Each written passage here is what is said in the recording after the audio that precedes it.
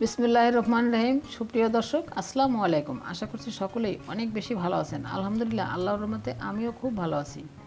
শাহনাজ কিচেনে আরও একটি নতুন রেসিপি দেখার আমন্ত্রণ সবাইকে। আজকে তৈরি করে দেখাবো চিলি সস।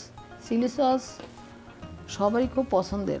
বিভিন্ন রকম ভাজাভাজির সাথে এই চিলি সসটা খেতে খুবই ভালো লাগে। চিলি সসটা অল্প খরচে বাসায় তৈরি করতে পারবেন। দোকান থেকে কিন্তু চড়া দামে এই চিলি সসটা আমরা কিনে আনি। তাই আমার আজকের রেসিপিটা ফলো করে খুব সহজে বাড়িতেই চিলি সস বানিয়ে নিতে পারবেন।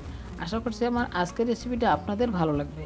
রেসিপি ভালো লাগলে একটা লাইক দিবেন আর কমেন্টও শেয়ার করতে ভুলবেন না। তাহলে চলুন রেসিপিটা শুরু করি।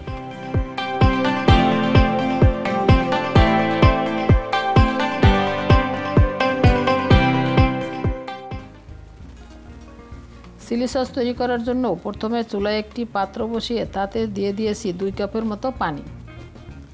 শুকনো মরিচ দিয়ে দিচ্ছি 12-13টি, আর দিয়ে দিচ্ছি একটা পাকা টমেটো। টমেটোটা দিয়ে দিচ্ছি সসের মধ্যে সুন্দর একটা কালার আনার জন্য। এবার জাল করব মরিচ ও টমেটোটা ভালোভাবে সেদ্ধ হওয়া পর্যন্ত। প্রায় 10 মিনিটের মতো জাল করায় শুকনো মরিচ ও টমেটো ভালোভাবে সেদ্ধ হয়ে গেছে। এবার চুলা থেকে নামিয়ে পুরোপুরি ঠান্ডা করে নেব।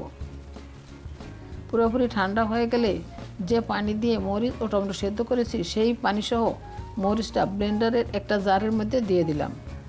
এবার সেদ্ধ করা টমেটোর খোসা ছাড়িয়ে ব্লেন্ডারের জারে দিয়ে দিলাম। এবার মরিচ ও টমেটো একসাথে ব্লেন্ড করে নিচ্ছি। এখন মরিচ ও টমেটোর পেস্ট একটা পাত্রে ঢেলে নিলাম। আমি এর কালারটা একটু দেখিয়ে দিচ্ছি। এই তো এইরকম সুন্দর একটা কালার হয়েছে।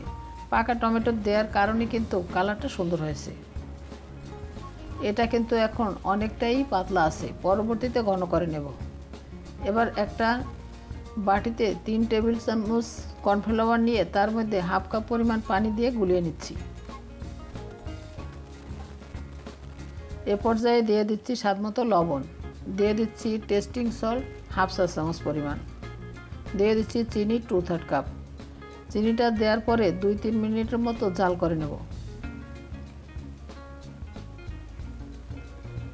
এবার অ্যাড করে দিচ্ছি যে কর্নফ্লাওয়ারটা গুলিয়ে রেখেছিলাম সেটা। কর্নফ্লাওয়ারটা দেওয়ার সাথে সাথে কিন্তু নেড়ে চেড়ে দিতে হবে, তা না হলে দলা পেকে যেতে পারে। কর্নফ্লাওয়ার দেওয়ার পরে আরও 2-3 মিনিট জাল করে নিয়েছি। এখন দিয়ে দিচ্ছি ভিনেগার 1/4 কাপ পরিমাণ, দিয়ে দিচ্ছি রসুন কুচি 1 টেবিল চামচ পরিমাণ। আবারও 2 থেকে 3 মিনিটের মতো রান্না করে নেব। 2-3 মিনিট রান্না করার পর আমার সসটা কিন্তু একদম হয়ে গেছে। আমি আপনাদের এর ঘনত্বটা একটু দেখিয়ে দিচ্ছি, আর ঠান্ডা হলে কিন্তু এর ঘনত্ব আরও বেড়ে যাবে। আমি এবার চুলার আঁচটা বন্ধ করে দিয়েছি। অল্প সময়ে অল্প খরচে এই চিলি সসটা বাসায় তৈরি করতে পারবেন, আর এটা কিন্তু নর্মাল ফ্রিজে সংরক্ষণ করতে পারবেন 2 থেকে 3 মাস পর্যন্ত। সসটা কিন্তু আমি সম্পূর্ণ ঠান্ডা করে নিয়েছি আর একটা বোলের মধ্যে ঢেলে নিলাম। আমি এবার এর কালারটা ও ঘনত্বটা আপনাদের দেখিয়ে দিচ্ছি। দেখতেই পাচ্ছেন এর কালার কতটা সুন্দর হয়েছে। এবার আমি এরকম একটি কাঁচের জারে ভরে নিচ্ছি, আর বাকিটা একটা কাঁচের বোতলে ভরে নিয়েছি। চেষ্টা করবেন কাঁচের জারে সংরক্ষণ করতে। আশা করছি রেসিপিটা আপনাদের ভালো লেগেছে। রেসিপি ভালো লাগলে চ্যানেলটি সাবস্ক্রাইব করে চ্যানেলের সাথেই থাকুন। সবাইকে অসংখ্য ধন্যবাদ জানিয়ে আজ এখানেই বিদায় নিচ্ছি। আবার কথা হবে অন্য কোনো ভিডিওতে। সে পর্যন্ত সবাই খুব ভালো থাকবেন। আল্লাহ হাফেজ।